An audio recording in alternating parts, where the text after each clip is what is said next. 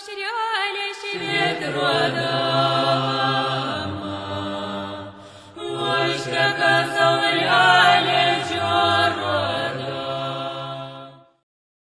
my name is Reny Jaqaman. I'm a student at UIC. Please introduce yourself. I am and I am principal of Lithuanian School here in Lemont. And I'm not gonna tell my age, but I was born in Lithuania, and I'm here, live in Chicago for 22 years.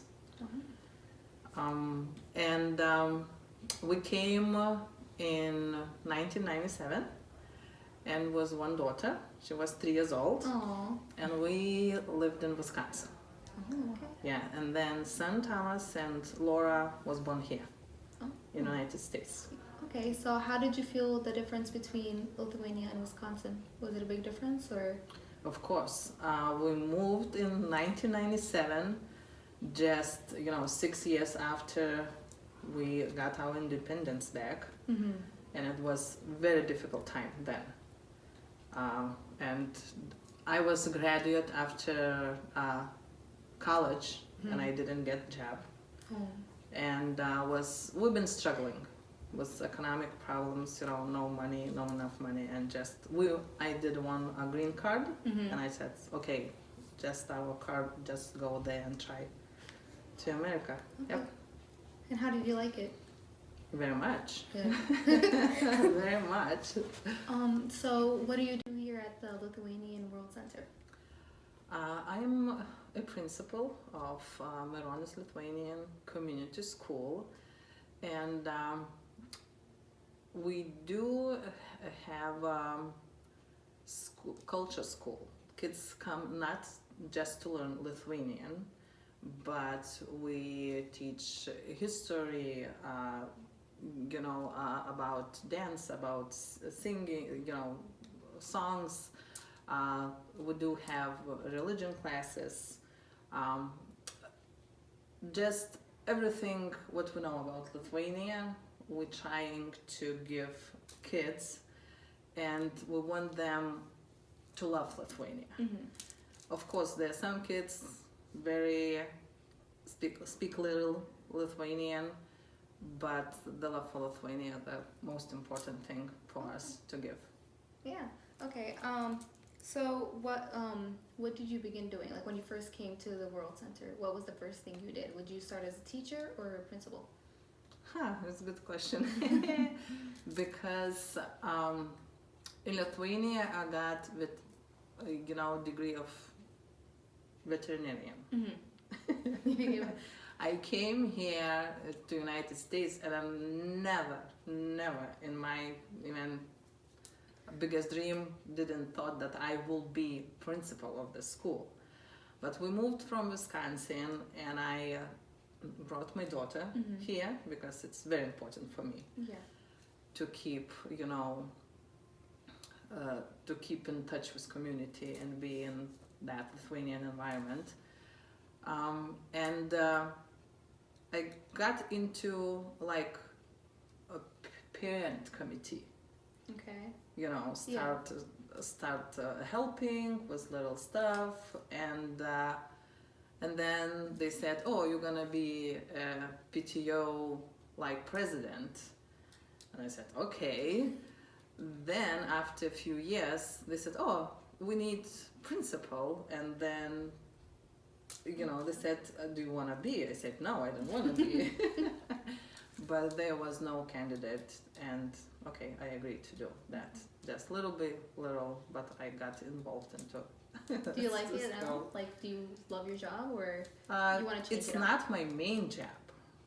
Of course, I spend a lot of time, doing school stuff, but of course it's very interesting. I meet a lot of new people, and I love kids, and it's fun. It's hard, but it's fun. How long does the school day usually last, and when does it happen? We do have 2 shifts, Friday night and Saturday morning. Kids, actually parents may pick which day they want to come, because we do have kids they involved in sports or other clubs, and they have more time Friday nights than Saturday mornings. And kids can attend the school from 4 years old. Okay. We do have and graduate, then they are in 10th grade, then sophomore in high school, they graduate Mirona school. So, 12 years. so is this considered like a school, like you get a diploma for graduating, or do you like have to go to a different school as well? No, they got diploma from the school, and we are accredited from Board of Education, Illinois Board of Education, and they receive two credits for foreign language. Okay. Good. Yeah, and they can use, at high school on their transcript they have. Yep. Okay. And in your school, do you teach them more about your religion, or like what happened in the past? And if so, if you do teach them about your religion, how do you do that? We not very, how to say, religion, we do have classes, but we cannot, if parents say we don't want, then we allow that. Okay. Because we do have not only Catholics, we do have mixed families, and they have different religion. And then we cannot push them just... Yeah, most definitely. Yes. But outside the school, there's a church, and nuns help, prepare kids for First Communion, everything, and of course, but in our school we do have classes, but it's not very active, not very, how to say, mandatory. Yes. So how is your perspective on Lithuanian culture different from that of younger generations? I think I will be talking about this generation right now, about my daughter who is 24 years old, and I think that young generation seems to be craving that sense of community. They organizing,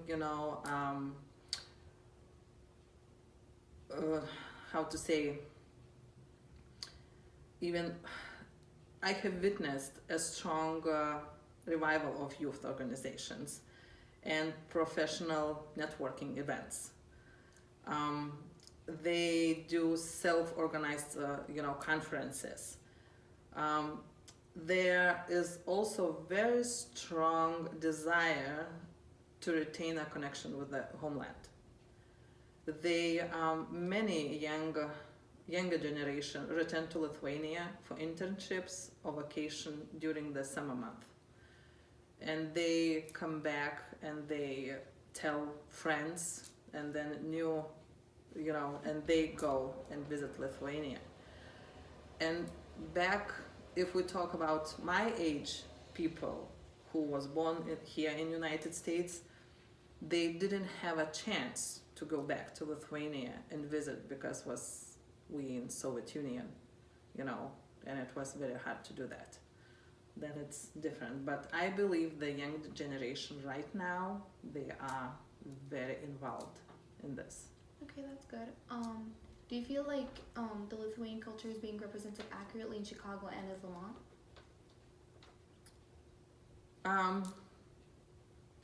Actually, yes, because I believe we have. I could be mistaken, but we have close to 500,000, all around in, not only Chicago area, but around Wisconsin, Michigan, other states. And I believe that, our culture is being presented accurately. We consulate in Chicago, Lithuanian General Consulate in Chicago, they organize events at Navy Pier and represent Lithuania. We do, participated in Thanksgiving parade, and we last year we marched, in Chicago with hundreds Lithuanians and represented our flag. Also, we do our dance groups. They go to Wisconsin, we go to other states, and I believe we do represent our culture very good. Thank you.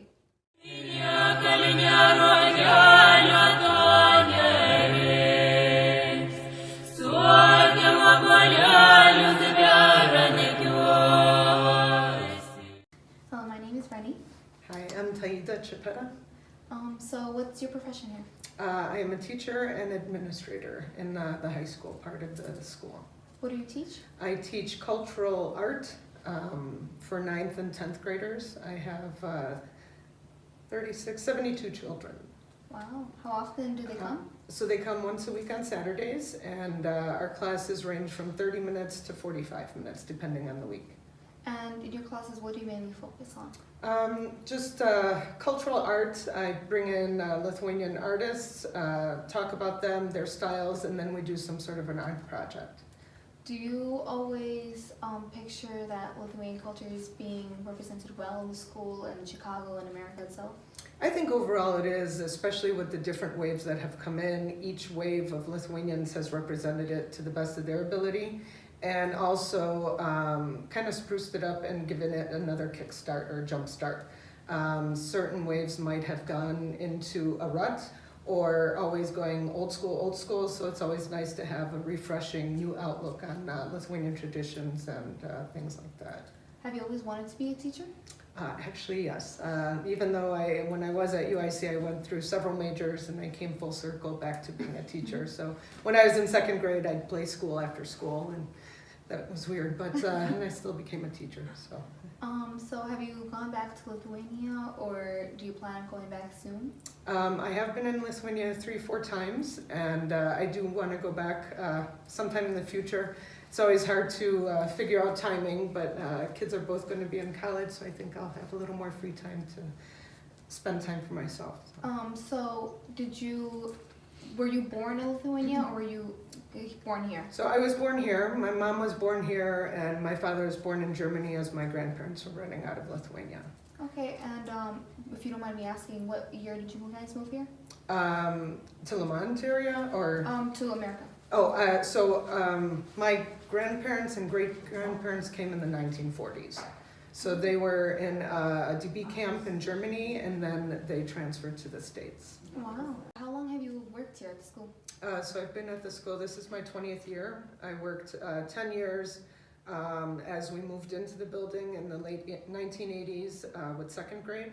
And then I took a break, had a family, and was coaxed into coming back, and now I've been, this is my 10th year in the high school. Wow. Other than the Lithuanian Center that you work in as a teacher, do you work with any other organizations?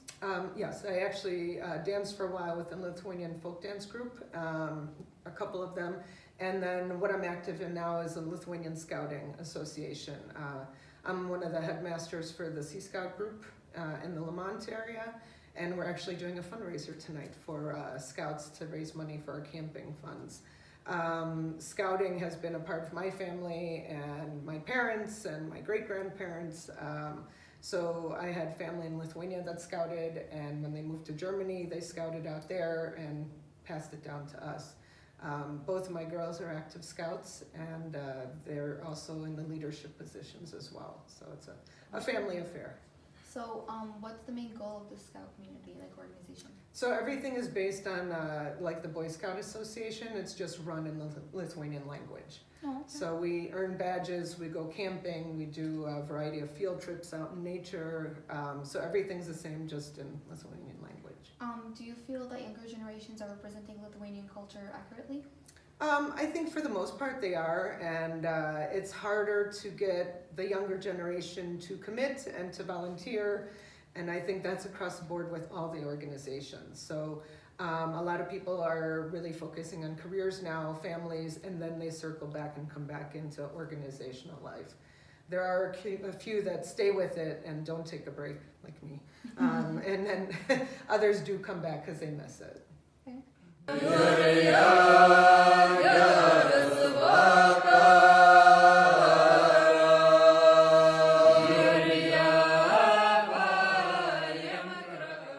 Our main gallery was named after the previous director, Lithuania. She passed away in 2014. She was instrumental in acquiring art and really putting this museum on the ground in the basement.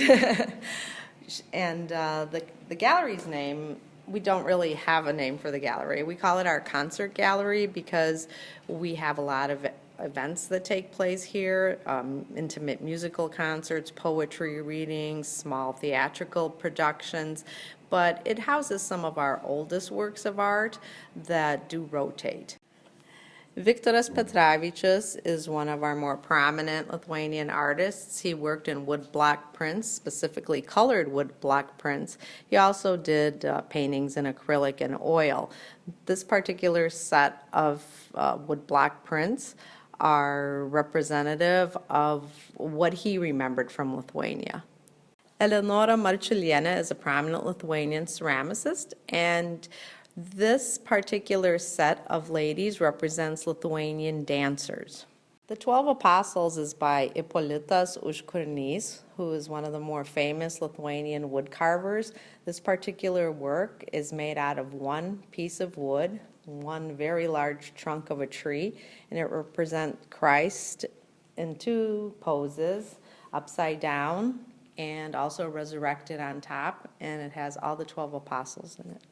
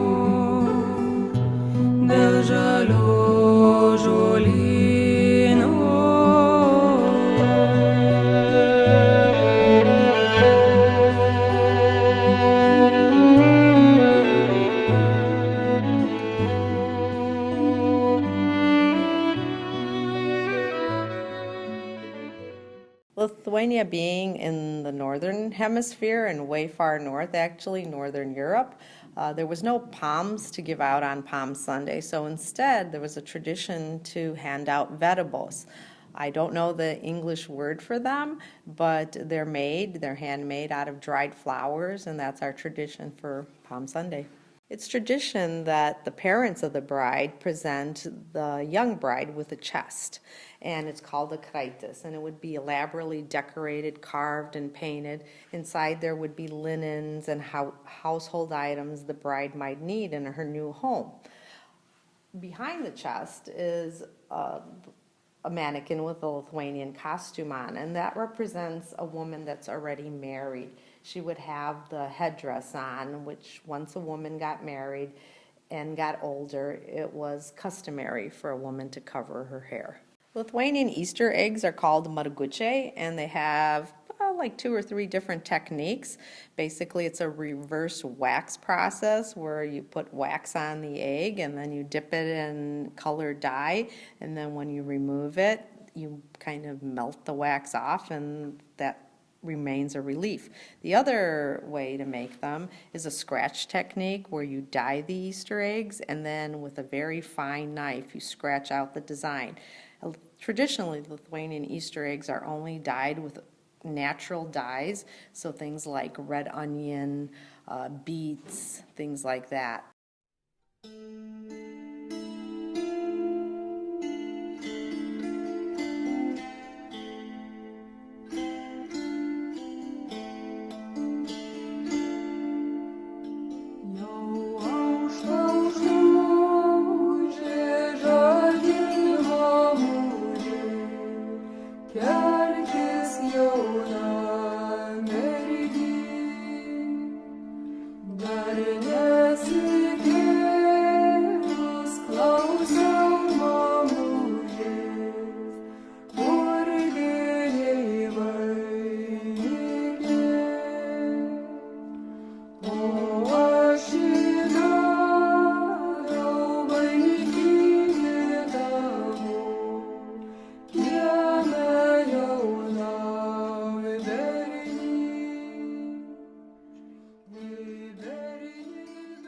This huge wooden wall hanging was made by Jurgis Daugvila in 1975, and it was actually commissioned for a bank in Chicago. It depicts the history of the United States, and when the bank was closing, they decided that they didn't want to obviously throw it out, so we brought it here. It was donated to us. These wooden portraits were also carved in Lithuania, and they represent the Grand Dukes of Lithuania, the first one being Mindaugas, who is not only a Grand Duke, but he was our first and only king. The reason why Lithuania only has one king was in medieval times, or even before medieval times, the only person that could crown a king was the Pope. Well, Lithuania was pagan for a very long time. So if you're a pagan country, the Pope will not crown a king. Mindaugas did talk his countrymen and the rest of the Grand Dukes into being baptized, and once he was baptized, the Pope did crown him as king. Vytautas Didysis is probably our most famous Grand Duke. The reason why is he defeated the Teutonic Knights in the Battle of Grunwald, and he ruled Lithuania for approximately 40 years. In Lithuanian culture, the pensive or sorrowful Christ is a common theme, and it's just Christ sitting usually by the wayside on a bench or under a tree, thinking, contemplating life. This is a wood carving by Vytautas Majoras. He was born in 1930, and in Lithuanian it's called Vilkų kampas, which translates into the wolf corner. And it represents the Lithuanian Grand Dukes and Lithuanian history. This is a good representation of a koplytstulpis, which is a wayside cross. In Lithuania, it's traditional, if you have some land, a farmer, to put a wayside cross by his property. And there's different styles depending on what part of Lithuania you're from. If you see a wayside cross that's just standing alone, that means the farmer or the owner of the property, that's his cross. But another person can also come and put a cross on your property with your permission, and those crosses will have a little fence around them. So that's how the denotation is, if it's your cross or somebody else's cross. Lithuanians celebrate Mardi Gras in a different way. They put masks on and dress up as goblins and scary people, and usually there's a big bonfire involved. Here's some representations of masks. They're all carved out of wood. They don't necessarily have to be that, but it's pretty traditional in Lithuania.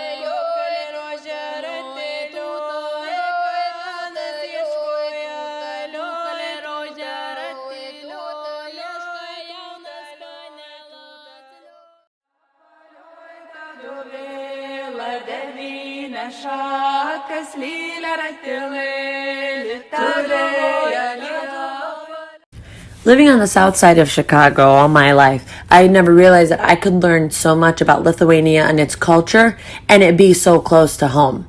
Founded in 1966 in Chicago, Illinois, the Balzeka Museum of Lithuanian Culture is dedicated to the preservation of Lithuanian culture.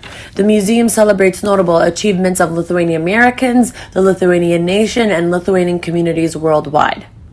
The Balzeka Museum itself is a small, yet quite large museum in itself. Driving past it, I never realized that I drive past this museum every single day on my way to school. Looking at the outside of it, I had figured it had been a small museum. It wouldn't be that large. I wouldn't find out much about the Lithuanian culture, but I had been proven wrong as soon as I opened the door. Walking in, it was large, a lot of light, very beautiful, so many different artifacts, so many different books, so many different pieces of culture that were embedded into the walls of this museum.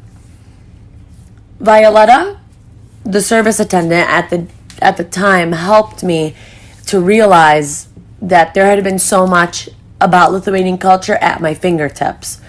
Not only had there been different exhibits where I could find out about humanities and genealogy, but there were different exhibits dedicated to the fine arts of Lithuania. There was a library, there was a research resource center. I had been able to find out so much, and that was only on the first floor. Walking throughout the museum, I had been alone throughout the museum, so I had been able to take in more of everything that was around me. So I had taken my time and learned that there were so many different things about the history of the museum and history of Lithuania.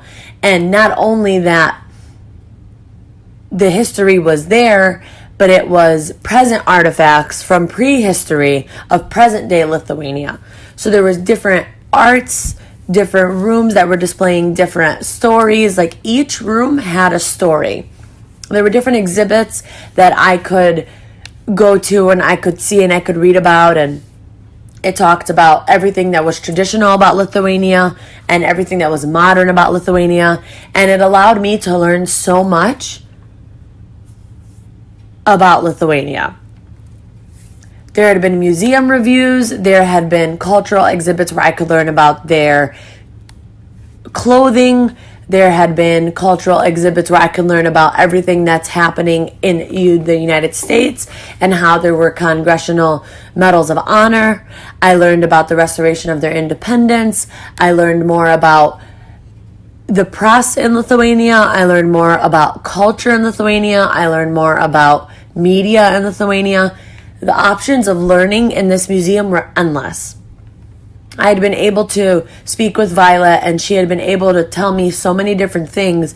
But one thing that I think stuck out to me the most had been the pieces of artifacts that were throughout the museum that resembled each other using one small constant detail, which was amber.